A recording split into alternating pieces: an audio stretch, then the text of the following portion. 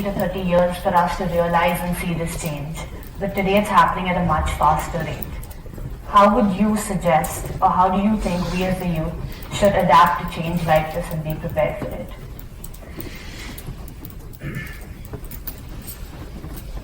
Well,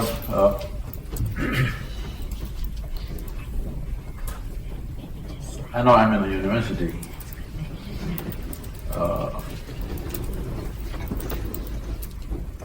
So what I speak is not against it, but it's something, as you said, change is coming much faster. So particularly educational institutions have to… Can we have a little water, man? Hello? Is it good? A bit.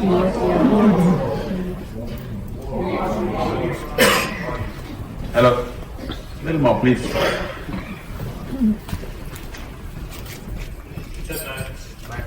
Hello? That's good? Okay. So particularly educational institutions, whether it's school or college or universities, because largely till now, education has been a way of constructing a mindset. Depending upon where you study, everybody develops a certain kind of mindset. A set mind is a disaster. Maybe it is set for a particular purpose and it may serve that purpose. As you said, people are thinking education means employment. Education is not about employment. Employment is about survival. Education is about enhancement of the human being. A time is coming where this will shift in the direction I'm speaking very shortly probably, depending upon the speed of technological evolution. The speed of change in education has to happen. Well, all of you everywhere these days are talking about machine learning or artificial intelligence. I must tell you, my first experience of knowing that machines can do something like this. I was 13 years of age. It's not like today's 13-year-old who's got already discarded 3 different, models of cell phone or iPad and things like that. At the age of 13, for the first time, I saw a flatbed calculator. Those days, there were only 2 companies making it, at least there were the only 2 available in India, was Sony and Panasonic. Sony considered very expensive because it was 125 rupees, that means $1.9. Panasonic, you could bargain it down to 90 rupees. So everybody bought Panasonic. So somebody brought this to school and they just did tuk tuk tuk tuk into tuk tuk tuk tuk tuk. I said, immediately my first thought was, why the hell are they torturing me in the math class? Here there's a solution. And immediately my mind went into, why don't they have a machine like this for science and physics and chemistry and history and all the nonsense that they're torturing me with every day? After nearly 50 years or more, now that dream is becoming real. In the next 10 years, children can see there is a machine which knows more history, more physics, more chemistry than your professors and teachers.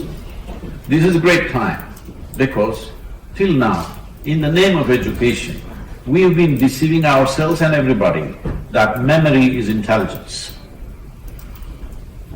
This is not just in the university, it's gone in the name of religion, it's gone in the name of scholarship, it's gone in the name of various things. Essentially all this means is, somebody got to read a book a few years ahead of you and suddenly he is a superhuman being. This will die soon and I'm very glad, because now human intelligence will become valuable. Now human consciousness will become very valuable. How you are becomes more valuable than what you stacked up in your head. Because a small chip will know more than… your phone can do 10 PhDs a day. Yes, because that much can be stored. So we are mistaking memory to be knowing or intelligence. So time is coming where human intelligence will be of greatest significance, not memory. So education has to transform itself in this direction. So what this means is, we are moving from mindsets to consciousness. Consciousness means it's not a fixed thing. It is not just flexible, it has no shape and form. That's where human beings need to go. Educational institutions should take that step first, because for probably last 300 years we've been busy manufacturing mindsets. For example, because we're talking about India here, I think. In India, still largely the education was designed by Her Majesty's Service, more East India Company, I would say.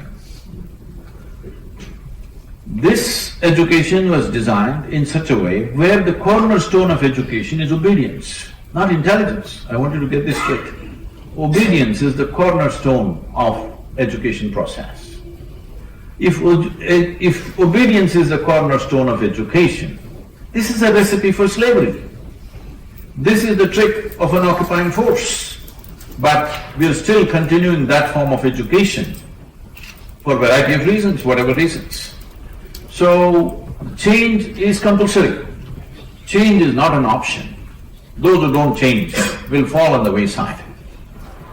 Will we allow change to happen in a haphazard way, torturing people, leaving a lot of people out of it?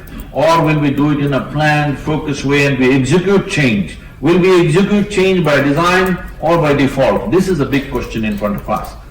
I hope as a generation of people we have the sense to execute change by design, not by default.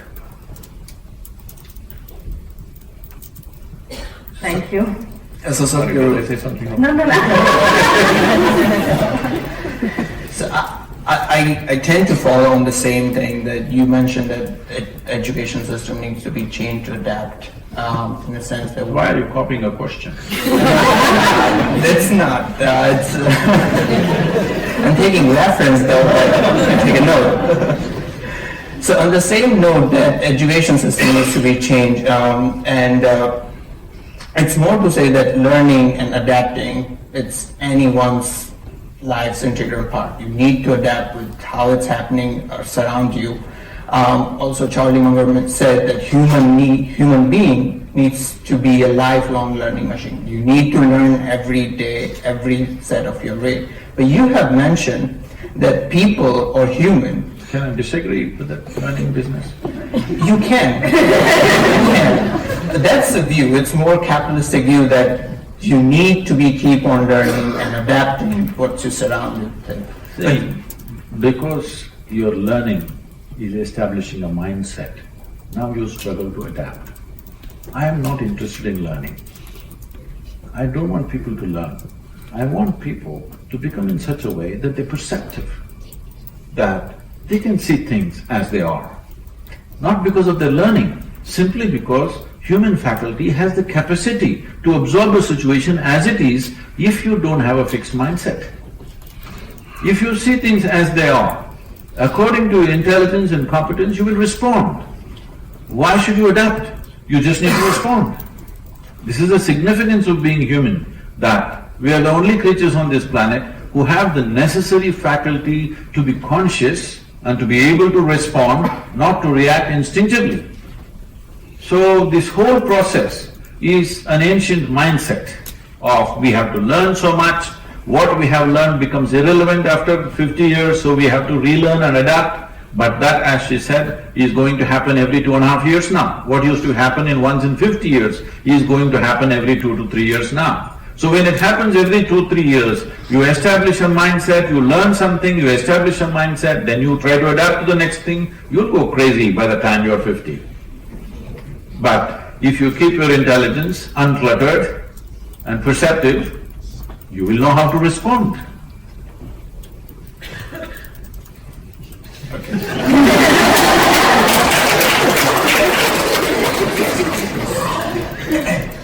So one of the questions that keeps popping up in everyone's mind is how do you define the clarity of purpose in your life? And that's something that you've probably been asked multiple times before, but this is something that we still struggle with. And we easily get influenced by people around us and get distracted from what we truly are passionate about. how do you recommend today's youth to be focusing on building true passion and also developing a clarity of purpose in life?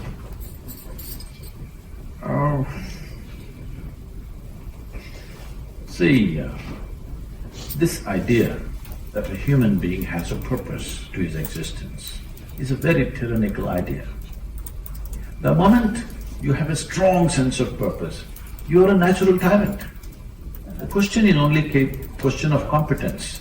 There are lots of tyrants all over the place. There are lots of Mussolinis and Adolf Hitlers all over the place. Fortunately, they're impotent and incapable.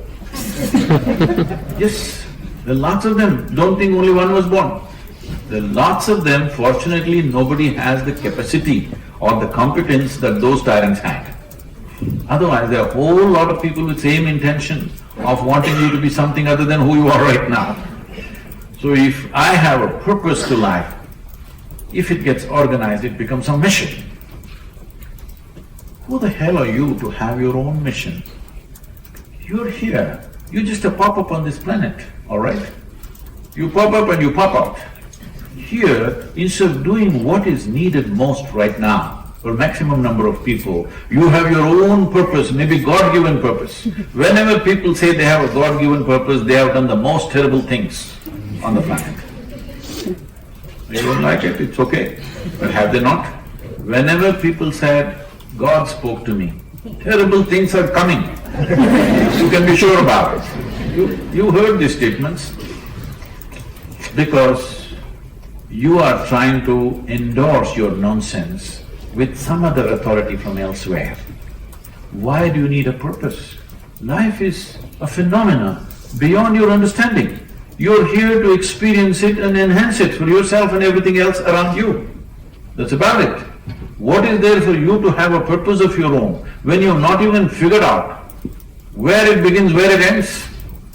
When you have not even figured out where this cosmos begins, where it ends, where you come from and where the hell you will go, how come you have a purpose of your own? You don't need a purpose, you just need sense. You need sense and sensitivity. And sensitivity will naturally come if you look at life as a more inclusive process. Right now, some studies in the last 2 days creating a flutter, I've been talking about it for the last 25 years. Some studies say that in the next 5 years, the insect population is going to go down so dramatically that all agriculture on the planet could be seriously hit and food could become a great crisis. I've been talking about this continuously for the last 25 years. People think worms and insects are no good. But I'm telling you once again, if all the worms die right now, in the next 14 to 18 months, there will not be a single life on this planet, including you and me. If all the insects die, within the next 2.5 to 4 years, not a single piece of life will exist on this planet. But if you and me die, the planet will flourish. Yes, this is a fact of our existence or no? Hello? Whatever nonsense we think about ourselves, without human race, this planet will do great. But without worms, insects, microbes and various other creatures, this planet cannot exist as a life. So, our idea, the most destructive idea that's been put into human minds in the name of religion, philosophy and nonsense is that creation is human-centric. Creation is not human-centric. You are just a speck in this creation. You're really nothing. As I said, you're like, on your computer screen there are pop-ups. You pop up, you pop out. You think so much about yourself, but actually before you and me came here, countless number of people who all thought they are great people came and went. Where are they now? All topsoil. Yes or no? Worms are feasting on them, all right? But human beings, this is all it is. In this vast cosmos, this entire solar system is a tiny speck. In that tiny speck, this planet Earth is a microspeck. In that microspeck, Detroit City, super microspeck. In that you're a big man. This is a serious problem. This is all because of our learning, you understand? This is because of our learning. because we've lost our sense of perception. We're not seeing things as they are. We're making up things in our mind in the name of education. It's time we come to reality. Once machine learning comes, your nonsensical learning will not mean a damn thing. Just because you read a book, you're acting superior. No, a 5-year-old will turn on his machine and tell you, here. It's a great time.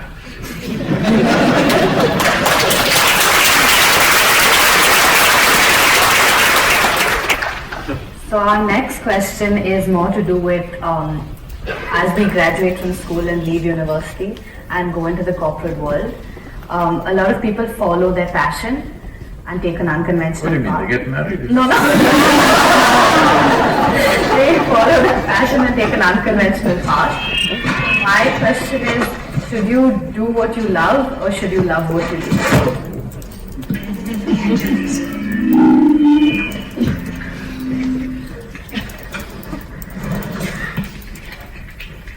You should not love anything. The important thing is you're just loving, all right? If you're right now loving, if you have the flower, you will handle it lovingly. If you see a man, woman or a child, you will behave lovingly. If you see a dog or a cat or even an insect, you will behave lovingly. Or if nobody is here, you will just look at everything lovingly. This is what is important for a human being. I love something is a vested interest in the world. They have caused immense damage in so many different ways. Well, out of this, many products fall out which I don't want to go into the detail now, but the simple thing is just this. See, follow my passion, I know it's become a very, what to say, in thing to say everywhere, I follow my passion. Your passion is destructive. I'm telling you, the important thing is, once you are enabled by education especially, if you feel education has been an empowerment in your life, you must look around, peel your eyes without any prejudice and see what is most needed and do that damn thing. If all this comes because you're trying to extract some sense of joy and satisfaction from the world, you have not understood that human experience essentially comes from within, whether joy or misery, peace or turmoil, agony or ecstasy, no matter what it is, human experience comes from within you. Is that so? Hello? Yes. Hello? Yes. It looks like I'm asking for a higher opinion. Human experience, no matter what, madness or frustration or love or joy, everything comes from within you, isn't it? You're trying to create an inner experience by managing the world. This is why all the disasters are happening. Why human beings are so insensitive to everything, why they're going about on a rampage. We call this development, we call this economy, we are on a rampage, all right? Why we are like this is, we are trying to extract an inner experience from an external manipulation. No, this is the first thing you must settle before you step out of this university. You must settle this one thing, that your experience of life is created by you. Now naturally you will see what is the best thing I can do in the world. And that's what you should do, what is most needed right now. If you are an empowered human being, so much investment has been made on you in the name of school, university, education, all this stuff, when so much has been invested on you, you must see what is most needed right now. And of course, whether you have competence to do that specific activity or something else, that judgment is always there. But not the question of what… My passion means, I like to do this, I don't care whether it's needed or not, I just like to do this. This is a vested interest, isn't it? So just to follow up on that. So as you said, the summary… And if it's a local girl, it's okay. The summary of that will be that we choose to learn those things that we think value in it, not those that transform them, correct? So how do you suggest that one can expand his or her horizon to see beyond what's her or his logic tells to do it and not to do it, basically. See, of course, human beings will act according to their individual intelligence. That is a given, isn't it? You cannot do the same things that I do, or I cannot do the same things that you do. It's the nature of life, it's the nature of human intelligence. But why is it that we are seeing the same situation differently? Is probably because we have evolved different types of mindsets. But if you don't have a set mind, that is, your brain is not a concrete block, it is willing to take any form that's needed, then I believe if we look at this situation, both of us will see it as it is. If we see this situation, whatever the situation, as it is, we'll be seeing it the same way, isn't it? If you hold your opinion above your perception, then you will see it differently. If I hold my learning and my mindset above my perception of things or the reality of what is there, then I will see it differently. Then of course, we will fight. But that is what I'm saying. Why are you approaching with a set mind? You're approaching with a set mind because you're giving too much significance to the information that you have gathered. Information is not intelligence. It is human intelligence that is needed to transform situations. Information, what is very valuable today, tomorrow it may be trash, isn't it? Because you're talking about change. When situations change, the information that you have, which you thought is very valuable, becomes trash or no?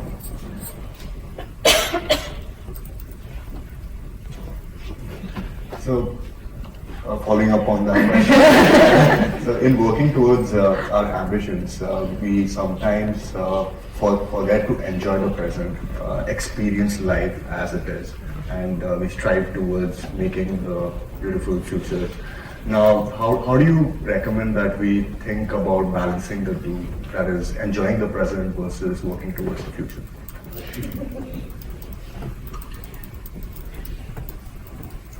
See, there is no such thing as future. It's just a plan in your head. Such a thing doesn't exist anywhere in the universe. Is it so? Hello? It doesn't exist anywhere. In your experience, there's only what is here now.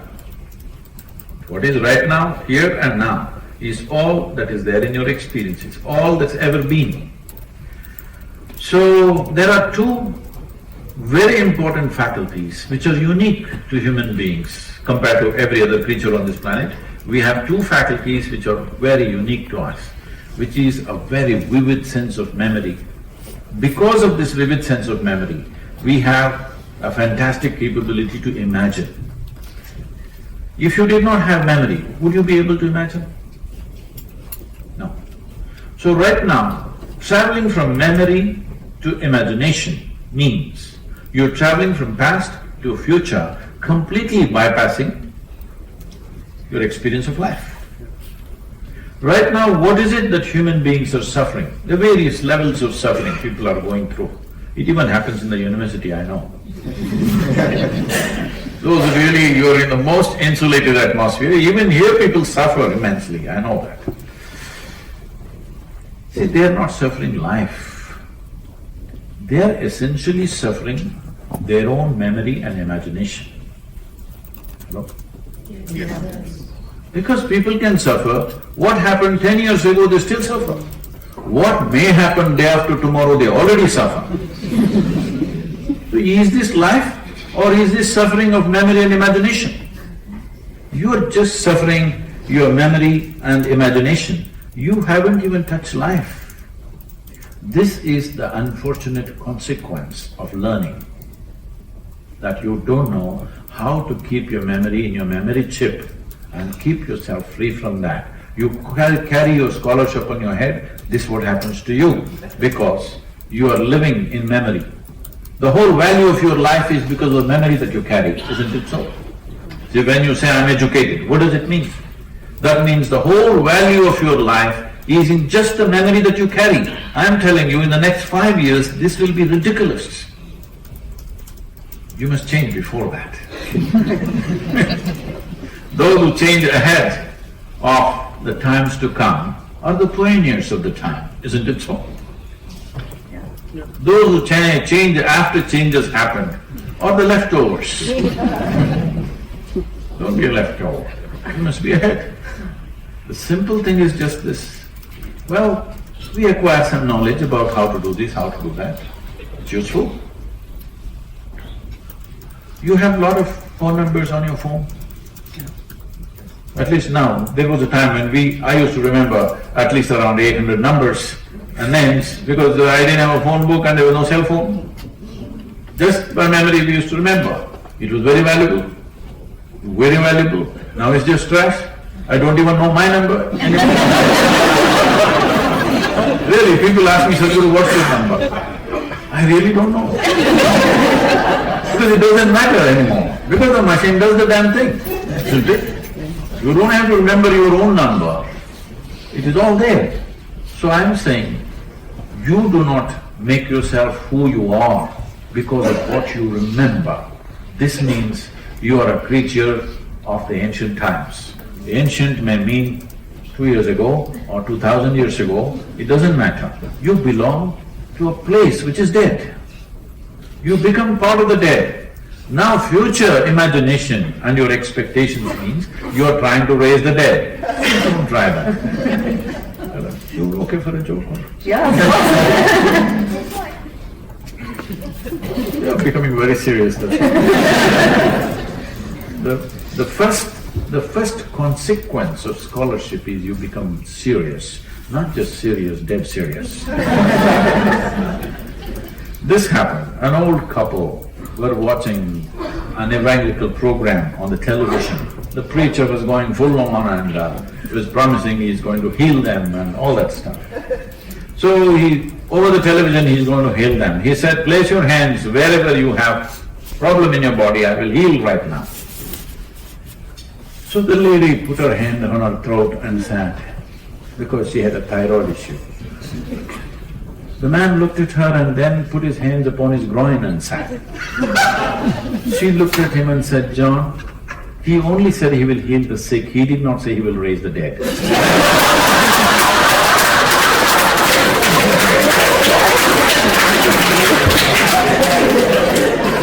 So what you think is your future is just you're trying to raise the dead. From what you know, you're trying to create a future. Don't do that.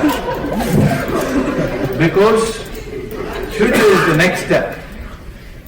The next step is available to you only if you take this step properly, isn't it so? Hello? Yeah. Do one thing, you skip this breath and take the next breath, let me see. Try and see what will happen to you. This will be the last breath you will take. How can you take the next step without taking this step properly? It is the entertainment of the vain to go on thinking what kind of future, what kind of future. No, how well you conduct the present, future is a consequence. This whole problem has happened to education systems. They've all become goal-oriented, I'm sorry, but particularly in management schools, they've become very goal-oriented. What goal-orientedness means is, your learned professor was saying about his mother talking about a mango tree. See, you don't have to sit there and do mango meditation for mangoes to come. You just handle the daily process of watering the mango tree, manuring it, taking care of it. You never thought mango. Mango will anyway fall on your head, isn't it? It's a consequence. Instead of handling the process, you're trying to handle the consequence. We have a business event every November 3rd week, and over 200 CEOs from across the world come to train for 4 days with us and all that. So last time when they were there, they were asking me, they're running major companies in the world. They're asking me, Sadhguru, we pick the best people in the world from the management schools. When we identify that they're doing well in the first year, second year itself, we pick them. From IIMs, IITs across the world, we always resourcing them. And we constantly keep not just a bone, meat hanging in front of them. In spite of that, our organizations don't run as smoothly as yours. And we know for a safe driver, it is a volunteer organization, nobody is paid for the job, nobody is trained for the job, I get only dropouts.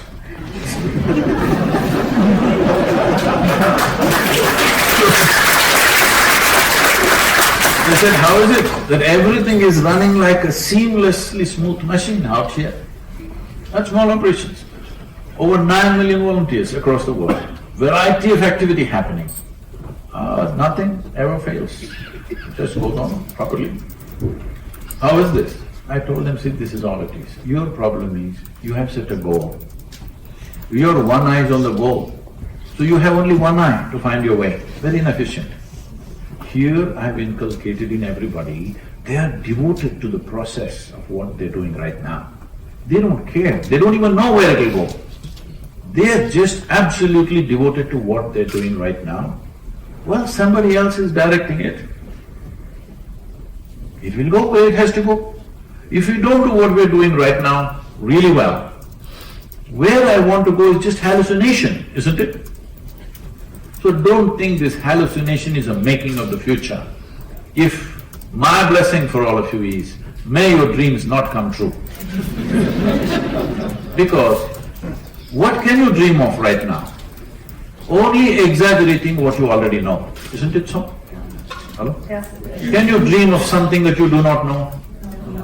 Only what you already know, you exaggerate it a little bit and think, this is my dream. My blessing is, let your dreams not come true. Let your life be about something that you could never dream of.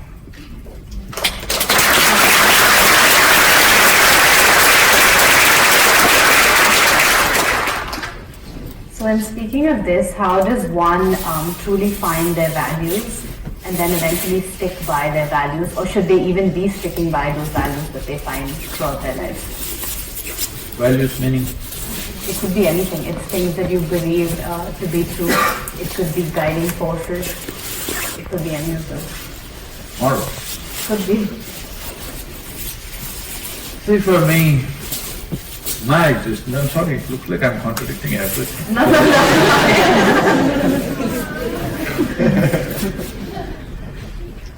I have no morality. I'm on camera, see? I have no morality. My integrity is a consequence of my humanity, not my morality. People who thought they are morally correct, they have done the most horrendous things on this planet. Yes or no? Please tell me. Yes. sir. Because of you thinking what is correct, not just to somebody, even to your own children you've done terrible things. Yes, it is true. Parents, teachers, elders, priests, pundits, they have done terrible things to people simply because they think they have a moral righteousness. Yes or no? Why is it morality has become important? Because you put your humanity to sleep. If your humanity is on, what does humanity mean? It's just this. Do you know in your brain, there is something called as a reptilian brain? It is the size of your fist, or maybe it's the size of a crocodile's brain, that kind of brain you have. And there is also cerebral cortex, which is what makes you human, which is what gives you various sense of being something different from other creatures. What this humanity means is, these days probably you're not seeing this because dogs are all leashed, but if you leave the dog around, you will see they will go about peeing all over the place. Not because he has some urinary issue. He is building a pea kingdom. Because his entire existence is about a boundary. Always he is thinking about his territory, his boundary. So those men and women who are operating from that part of their intelligence are always thinking of boundaries. But essentially to be human means you move to the other dimension of intelligence where it is always looking at how to break all the boundaries. Fundamentally you look at yourself, see, no matter where you are, you want to be something more. Isn't it so? Hello? If that something more happens right now, what? Something more. We can go on like this. So how much more do you believe will settle you for good? If I make you the king of this planet, will you be fulfilled? Don't look at me hopefully, I will not commit such a blunder. If you become the king of this planet, will you settle for good? No, you will look at the stars. You would want the solar system. You want the galaxy, you want the Milky Way. Yes or no? Because there is something within you. This is only instilled in a human being. I want you to understand this. This is essentially a human quality, that you want to expand limitlessly. Maybe right now you are approaching it in a constipated way, which is called as ambition. Ambition means you are longing to become limitless in a constipated manner. Know what's constipation? It happens little by little. So this is what ambition is. Why do you have an ambition? You don't need it. What you need is an active, dynamic intelligence and an active, dynamic body which supports that, and you have understood your experience of life is always created from within you. If you know and you are creating the nature of your experience, would you keep it miserable or blissful? What's your choice for yourself? No, what you want for a neighbor may be debatable. What you want for yourself is 100% clear. You want it to be in the highest level of pleasantness, yes or no? Yes. For yourself. So if you are joyful right now and you're alert and dynamic in your intelligence and active in your body, what will you do? What will you do? You will work for some silly idea in your head, or will you work for something that's absolutely needed? Because you will perceive life as it is. Right now, you may call it ambition, you may call it passion, you may call it desire. All you're trying to do is squeeze a little bit of juice out of this planet. That's all. You're trying to somehow find some satisfaction, fulfillment, joy, love from the world. I'm telling you, please pay enough attention to yourself and see, if you want joy, if you want fulfillment, if you want peace, if you want love, if you want ecstasy, it can only happen from within you. Yes or no? Yes. If this one thing you settle, world, each one of us will deal with it to the best of our ability, but this is the fundamental ability of the human being, that we long to breach all boundaries. If you are some other creature, always you want to set up boundaries. If you sit here and if you have no sense of boundary, of this is my friend, this is my enemy, this is a stranger, this is an unknown person, this is my family, if you do not have such things, if you looked at everybody in an inclusive way, because your boundary is not here, it's limitless or no boundary. If you looked at these people and acted according to your intelligence, would you do something wonderful? Hello? Yes. This is your humanity. Your humanity cannot be caged. Your animal nature can be caged. We have evolved over 1,000,000 years, but evolution still is by choice. You can either take a backward step or a forward step. If you take a forward step in your evolution right now, that you understand what this is longing for is to become limitless, not to become rich, not to become powerful, not to own something or something. You want to be limitless because these are the boundaries. So do you want to enhance it in increments? Do you want to go in installments towards the infinite expansion that naturally this life is seeking? You think in installments you can get to infinity? You think it's possible? No. No. So how do we do it? At least you must look at it. I don't want to go into that aspect right now, but at least you must look at it, because if you fulfill your ambition, your life will not be fulfilled. Only because you take a lifetime to fulfill it, it is so. Whatever your ambition is, suppose by today evening I will manifest it for you, will you live with total fulfillment for the rest of your life? No. What you want in next 50 years, I will have it done for you by today evening. Will you live joyfully, peacefully, absolute fulfillment? Will you do it for me? No. No. So it's not going to work anyway. So only thing is, only if you fail it works. The wrong way to wire yourself. Only if a simple thing that you want takes 50 years to get there, then it works. But if it happens tomorrow morning, it'll be a disaster, isn't it? So now you're talking about change at a rapid pace. So what your ambition is, if it looks silly tomorrow morning, what do? It's already invested in that direction, you can't change. So it's best, you don't have an ambition, you don't have a passion for anything, but you're capable of doing everything passionately. Whatever is needed, you're capable of doing it joyfully and passionately. That's what makes a human being who he or she is. Sadhguru, let's take on that.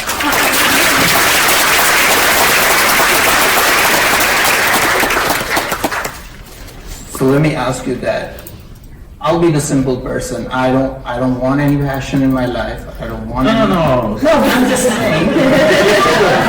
take out the simple. Because I'm saying, having an ambition or passion is simplistic. Yeah. I am not talking about you becoming a simple person. In fact, you become a limitless human being because you have not fixed anything for yourself. If you are joyful, have you noticed this by yourself? On a certain day, when you're very happy, are you willing to do more things? Or on a certain day, when you're a little depressed, are you willing to do more things? Please tell me. So a lot of idiots on the planet are going about spreading, oh, if I'm happy right here, I will not do anything. Well, your experience clearly tells you only when you're happy, you're willing to do whatever is needed, isn't it? Yeah. You're willing to bend backwards, even to reach out to somebody on the street. But when you're a little miserable, you're nasty to everything around you, not willing to do anything. You would like to just lie down and sleep, isn't it so? So where does this thing come from? That if I am joyful and I'm in a very dynamic state of intelligence and physicality, that I will become a simple person. No? Question has to be asked that, okay, I don't have to have passion at this moment or any ambition. I just want to live my life at my fullest. Full-on happiness, joyful, and I just want to live at the fullest of my potential. How can I do it? What's the step will be? You're getting to the point. See, most fundamental thing that needs to change in our understanding of this is, when you say full-on experience of life, first thing is to understand that experience of life, no matter what is the experience, of pleasantness or unpleasantness or agony or ecstasy, only happens from within us, isn't it? Yeah. So, if you take charge of this, this is what is creating, this is an experience creating machine. Yeah. Everything you look at it, oh, you love this person, you hate this person, you're angry with this person, you like this person, you dislike this person, everything is happening from within you, isn't it? Do you know that people whom you think you cannot stand, somebody thinks he is the most wonderful person? Yes or no? So, this experience is created from within you, no matter what is the nature of your experience. If you take charge of this one thing, that your experience is determined by you and nobody else but you. If this one thing happens, then don't worry, rest will happen. To what extent? To the fullest extent possible that our intelligence, our capability and the times in which we exist, this is very important. People think they are doing everything by themselves. No, the times in which we exist is important. Depending upon, the time should allow us, right? Suppose you came here 1,000 years ago and you talk about artificial intelligence, they would buy you. Yes or no? Yeah. So, it is the times. So, the time should be conducive that it allows us. With all this, in your life, if you do not do what you cannot do, it's not an issue. But in your life, if you do not do what you can do, you're a disaster, isn't it? Yeah. I am only talking about avoiding this disaster. Because most people have become this disaster because they have their own passion, their own ambition, their own mission, and their own moods going up and down, all kinds of things. If you did not have all these things, you do everything you can do, isn't it? In your life, this much must happen. Everything that you can do must happen. What you cannot do anyway doesn't happen. What to do?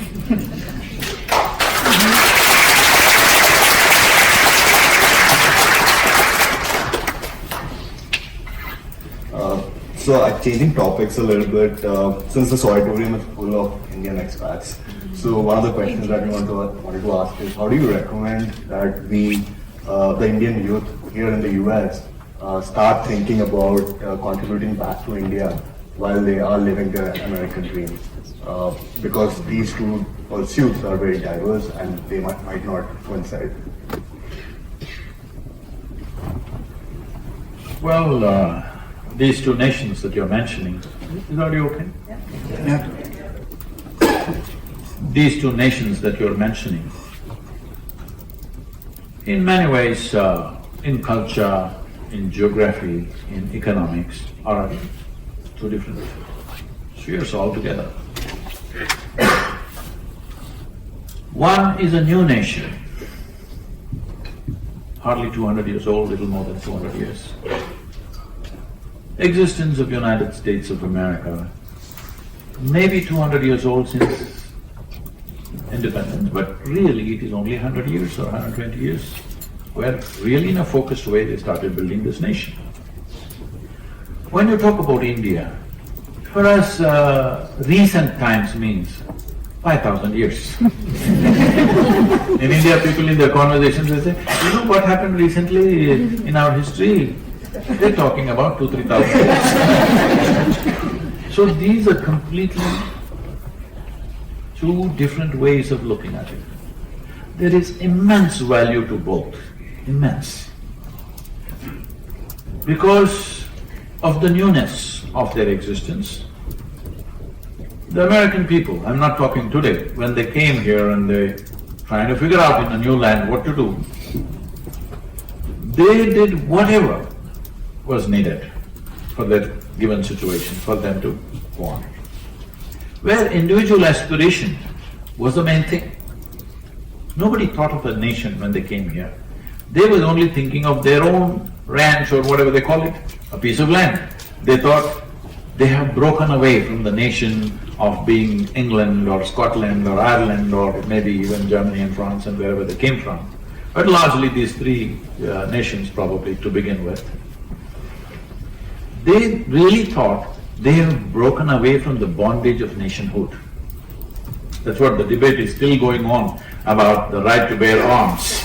Because people did not think they're going to make one more nation which is so tight like England of that time.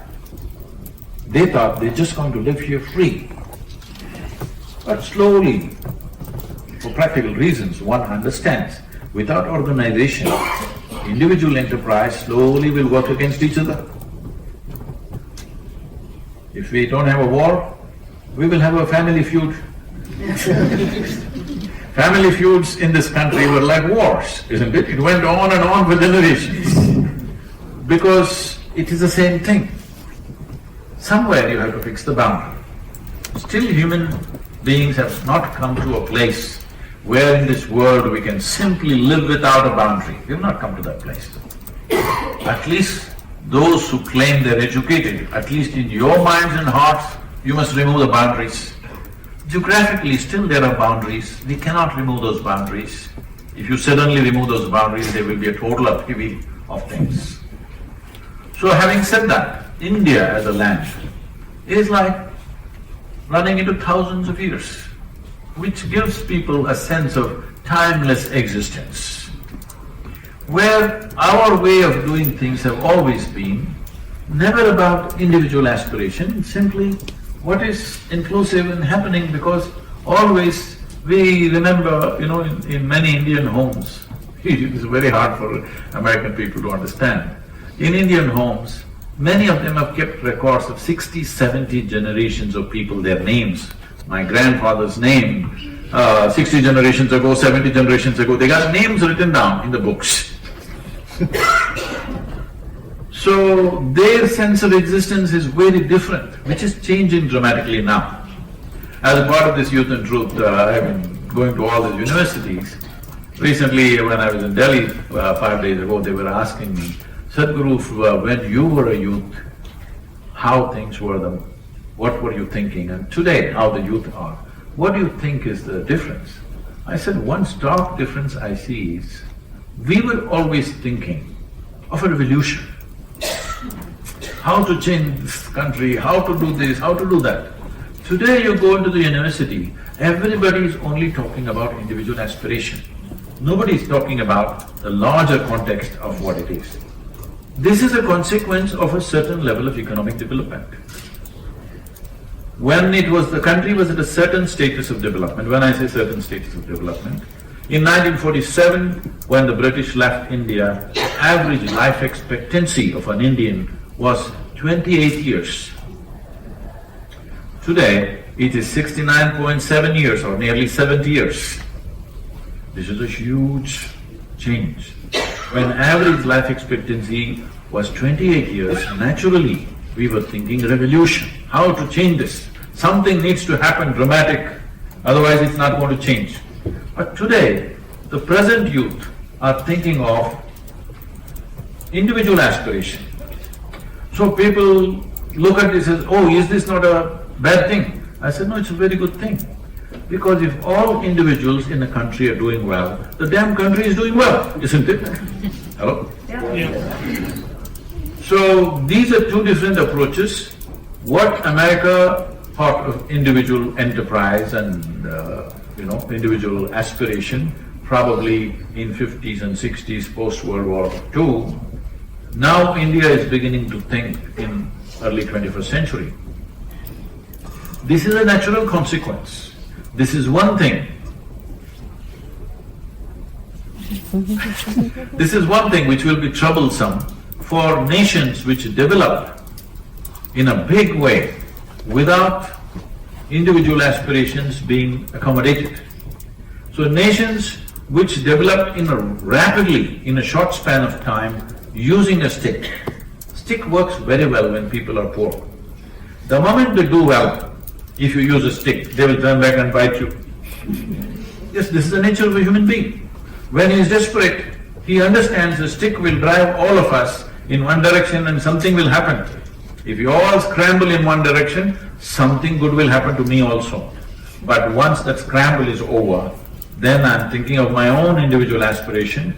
Now the trouble comes. That trouble is coming wherever development happens too rapidly because of a forceful way of doing things. This is the good thing about India. It is, I think Professor Krishnan said that it's a chaos. Well, it is a chaos only for an external viewer who doesn't understand our existence. We would be fully, we would get thoroughly bored with too much order. Imagine, we're driving on the street, suddenly an elephant comes. Really? We like that. If suppose an elephant came on an American interstate, oh, then the whole nation will scream, how can this happen? An elephant came. We are very excited, we pull out our cell phones, take pictures. I saw an elephant on the road today. All right, so see, there are two kinds of orders. You can have a manicured garden, and it looks like spick and span, everything is the way you want it. And you can have a forest, where nothing seems to be in order. But if you take away your hand off the manicured garden for just 3 months, it will be nonsense. But forest, for million years it's existed. Obviously it's a better order.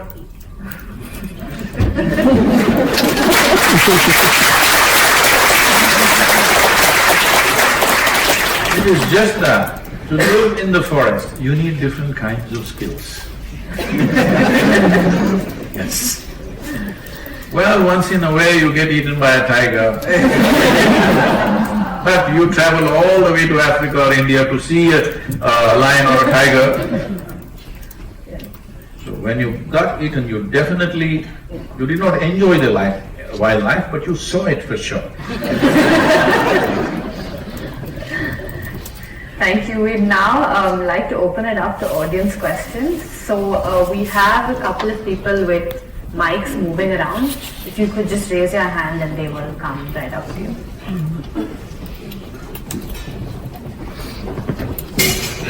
Hope I'm not too abrasive for the university.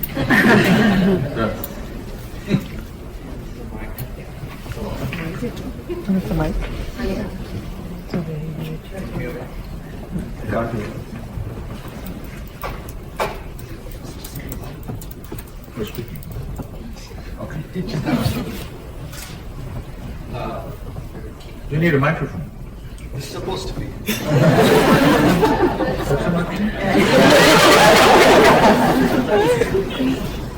Yeah. So, can you hear me now?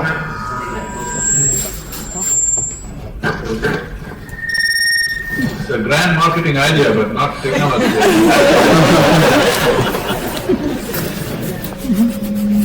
Sadhguru, namaskar. My question is about India. India currently is the shining star on the global map. Economy is thriving, people are flourishing, all things are great and going good. And in the last 4.5 years, we have seen a decisive, serious government which is taking us in this development path. But my question is about this gruesome, horrible act that happened yesterday at Kashmir. And we saw 40+ Jawans killed. So, I don't know what's the psyche of these people who can get into a car with 3 kgs of ammunition and, just blast. My question is, how can government do decisively, to solve this at the bottom? And the second part is, I know it happens periodically, but the psyche of these people, how can this be changed? Can we ever imagine inner engineering in Pakistan or POK without being killed? Without having the fear of being killed? And that's my question, the two aspects of it, the government aspect and the people aspect. Thank you. See, as I said earlier, we're still not in that level of human consciousness where all boundaries and borders can be just wiped out and human beings just embrace each other and live. There's no such love affair going on. Still, national identities, religious identities, various other kinds of ideological identities set us against each other. It is as simple as it is, but when it comes as to how it manifests on the ground, it's too complex. It's not something you can solve like that. So, in the making of a nation, one important thing is the sovereignty of the nation. Because nation exists only because of its borders. This may be an unpopular thing to say in the United States right now, but you call something a nation, only the first and foremost is a geographical border, isn't it? Well, people can go this way, that way, people can change their language, people can change their religion, people can change their beliefs and ideologies, but it's a geography which is a first dimension of making of a nation. So this sovereignty should not have been dragged for so long after independence. It's a serious mistake. It should have been settled immediately. But unfortunately, they did not settle it for… I don't want to make a political postmortem now, but it's a serious mistake not to settle the sovereignty of the nation, not to fix the boundaries and say, this is it. Still, it is a line of control. It's not the national borders, it is still a line of control which is always out of control. And there are various things, I don't want to give a political commentary now. So you're asking about the mindset. The mindset is like this. This has been in many ways put across. They are fighting for what they believe in. You are trying to fight for what you believe in. And this will go on endlessly, you understand? Either you must change your belief system or they must change their belief system. And that doesn't look like in your picture, all right? That doesn't look like that. But either you must have the wisdom to end the enmity. You must kill the enmity. You must have that wisdom. If there is no room for that wisdom, unfortunately, it will naturally translate into killing the enemy. It will naturally go there. Whether you like… am I propounding this? No. It will naturally get there, whether you like it or you don't like it.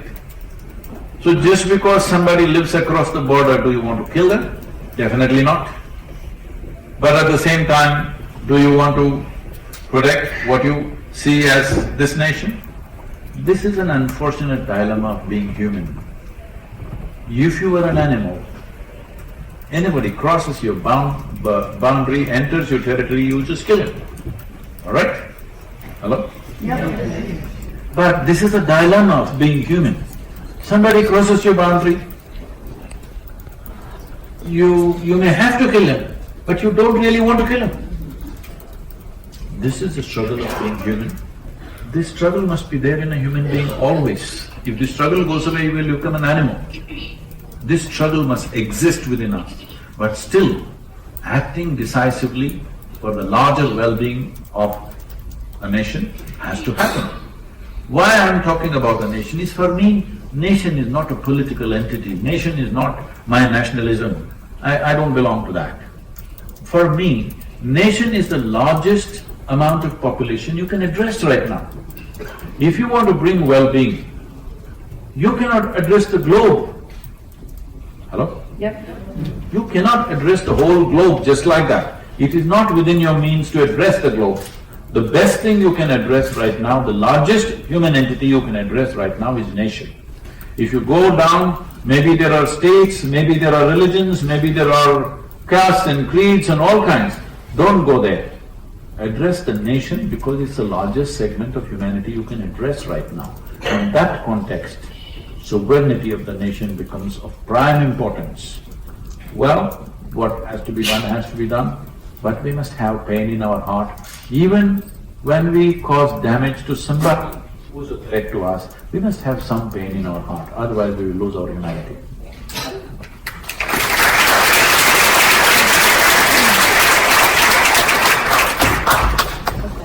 I'm just saying, when retaliatory action happens, don't do this. It's unfortunate. It must be done, but you must have some pain that we have to do these things. Vanakkam Sadhguru. Hi, I'm Rashmi. I'm from Chennai. Now, I've practiced Shambhavi Mahamudra since I was 15. Thank you for it. And my question… Who is serving you idli and sambar here? My mom isn't here, I'm missing her. So, my question to you is, since I've come here, I had to explain my way of upbringing, my culture, or the way I do certain things. And you have said Adi Yogi is not light, he's darkness. This darkness is something that is associated with evil in certain cultures. So when… I'm a dark person, so you say I'm evil. I understand what you're saying, but I'm not calling you evil. I understood what you said when you said Adi Yogi was darkness, it was not light. But when I'm explaining it to my friend or to anyone whatsoever, how do I put it in a context that they understand? Because like you said, there are cultural differences. And how do I put it in a proper context? Is it okay for me, can I take the liberty of referring to you also as a little bit dark like me? I would love that. So you're a dark girl, right? Now that you're a dark girl, you make yourself so wonderful that people will start saying, oh, dark girls are wonderful.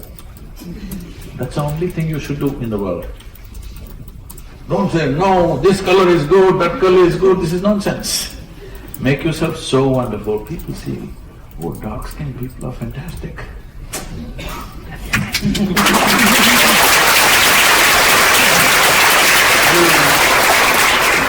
If you try to do your Chennai in Detroit, that's not fair. No, I'm not mentioning fair as a complexion. Not fair. Because it's important that your culture and your way of doing things is as important as anything. But it's very important when you come to a new land, you don't try to impose that. You only keep it as a, we have a flower pot.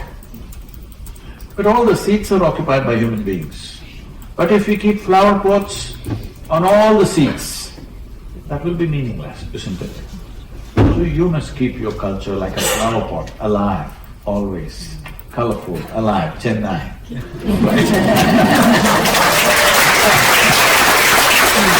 And don't try to make everybody do Chennai stuff, Detroit. So, isn't it fantastic that people who lived in different parts of the world are so different? Just imagine, if everybody was same, you would want to go to another planet. Isn't it so fantastic? From one place to another, we're so different. See, this is the uniqueness of India. If anybody, very different kind of people come, Indians get very excited. But in most other cultures, something very different means they become defensive. This must change. You must be excited about the difference, not fearful about the difference. The fear about the difference comes from the crocodile brain in your head. The excitement about everything different comes from being human.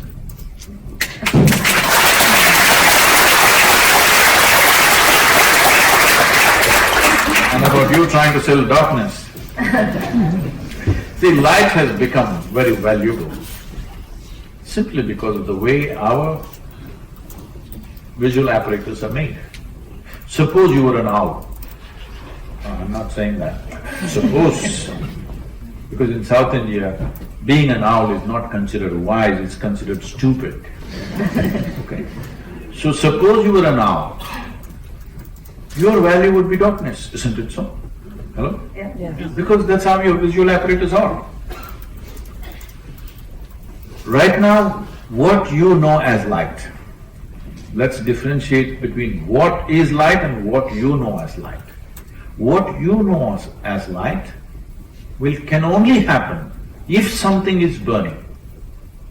Is that so? Yeah. Coal is burning, petroleum is burning, nuclear energy is burning, or the sun is burning. Something has to burn. Only then the kind of light that you understand through your visual apparatus can exist. Anything that burns will not burn forever. Is that so? Yeah. It has to get exhausted somewhere. If you set up a lamp or a candle here, it may burn for 2 hours. This bulb may have, whatever, 20,000 hours they're talking. You may have 100 years, the sun may have 100 billion years, but everything that burns will burn out sometime, isn't it so? So what doesn't burn is always cool and dark. You and me, huh?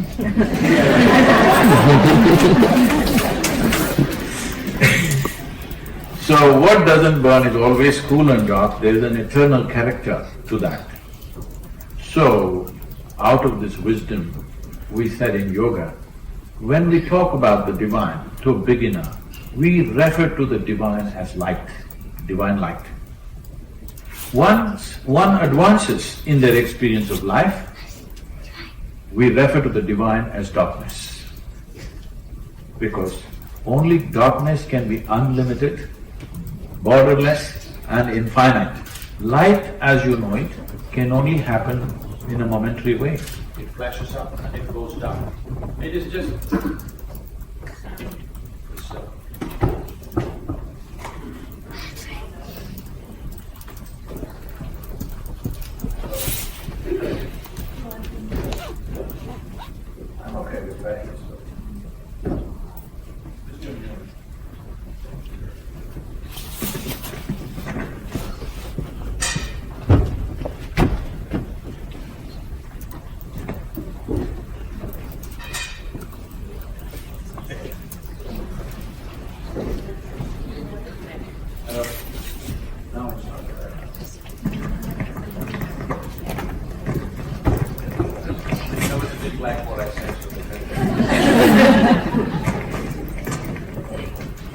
That is a Michigan.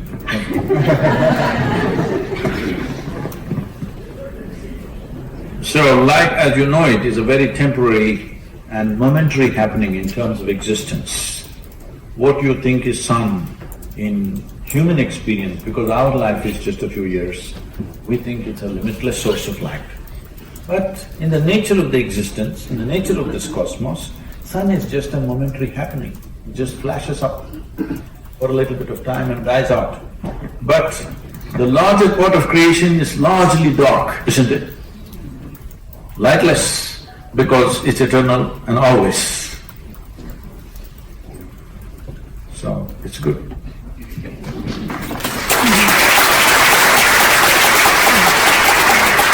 We have time for one last question. Hello? Is it?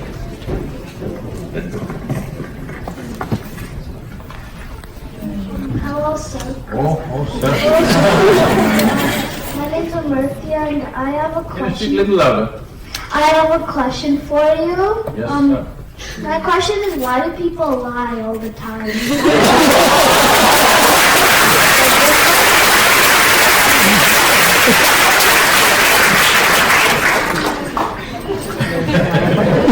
it okay? My audio is okay. So, not that people lie all the time. You may be just in some bad company, right?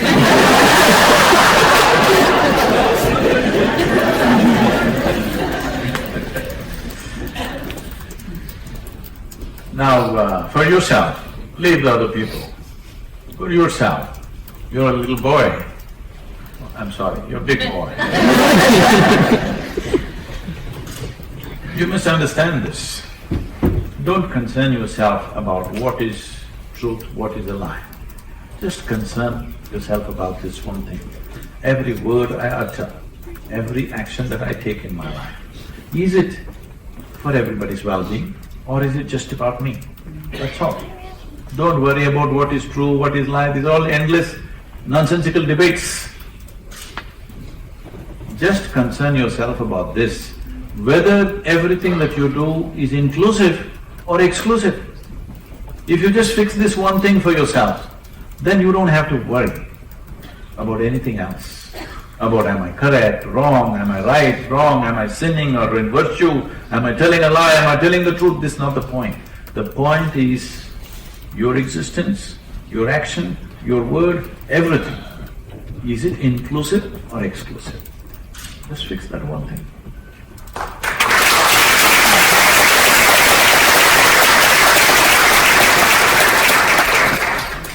Thank you so much for taking the time out to be at the Michigan India Conference here with us. It was truly an honor to have you, and I'm sure all of us will leave with a different light and having thought about everything that you've said. Thank you very much. Thank you, Sadhguru, for the engaging and inspiring conversation.